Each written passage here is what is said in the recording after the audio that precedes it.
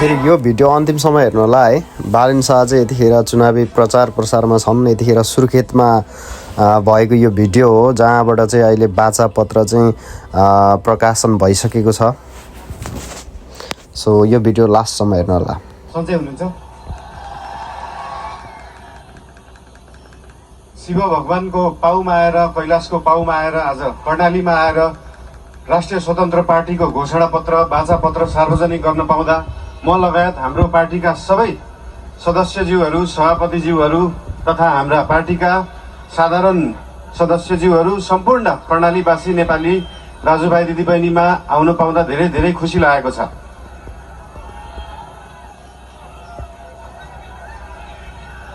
कर्णाली यो देशको सबैभन्दा ठुलो ताल, रारा ताल, राजा महेन्द्रले भन्नुभयो जस्तो स्वर्गकी अप्सरा भएको ठाउँमा आउन पाउँदा धेरै खुसी लागेको छ।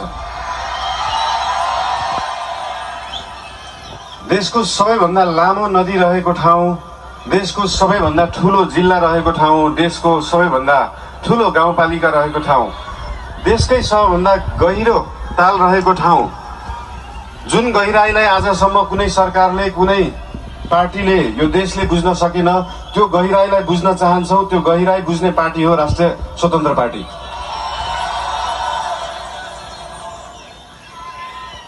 आजको दिनमा डोल्पाको सुन जस्तो मानिने यार्सा गुम्बा विश्वभरि पुग्न सक्छ, तर कर्णालीको स्याउ र मार्सी चामल त्यही चितवन र झापा पुग्न सक्दैन। यहाँको उत्पादनलाई कम्तीमा पनि देशभरि पुर्याउने पार्टी बन्न चाहन्छ राष्ट्रिय स्वतन्त्र पार्टी।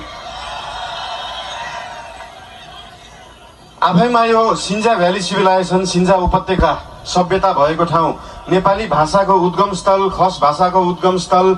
यहाँ आफ्नै भाषा छ, आफ्नै लिपि छ, आफ्नै चित्रकला छ, आफ्नै नाचगान छ, आफ्नै जात्रा पनि छ। यो सबै भयो भने एउटा सभ्यता मानिन्छ। त्यो सभ्यता जोगाउने पार्टी बन्न चाहन्छ राष्ट्रिय स्वतन्त्र पार्टी। जसरी काठमाडौँ महानगरपालिकामा हाम्रो नेवा सभ्यताको नाचगान, त्यहाँको लिपि, त्यहाँको बाजागाजा, त्यहाँका मूर्त अमूर्त सम्पदालाई हामीले जोगाएर राखेका छौँ, त्यसरी नै यहाँ कर्णालीको सभ्यतालाई हामी जोगाएर राख्न चाहन्छौँ र त्यो जोगाउने पार्टी हो राष्ट्रिय स्वतन्त्र पार्टी।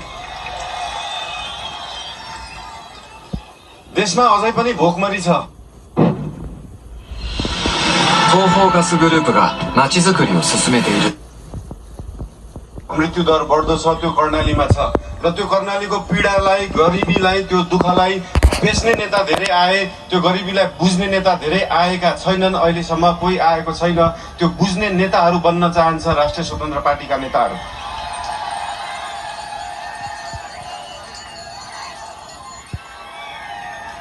यहाँको पर्यटन, यहाँको सम्भावना, यहाँको कृषि, यहाँको खेतीपाती, यहाँको आय आर्जन सबै वृद्धि गर्न पाऊँ, तपाईहरूको आशीर्वाद लिन पाऊँ र तपाईहरूको अस्ति मैले फेसबुकमा लेखे जस्तै अब कर्णालीका सुइना हाममा सुइना भने जस्तै तपाईहरूको त्यो सपना बोकेर जान पाऊँ र त्यो सपना बोक्ने सुरुवात आज हामीले बाचा पत्रबाट गरेको छौँ, कर्णालीबाट घोषणा गरेको छौँ। आज उपरान्तबाट त्यो सबै तपाईँका सपना हाम्रा सपना हुनेछन्। ती सपना बोकेर यहाँबाट जान पाऊँ। धेरै धेरै धन्यवाद। नमस्कार।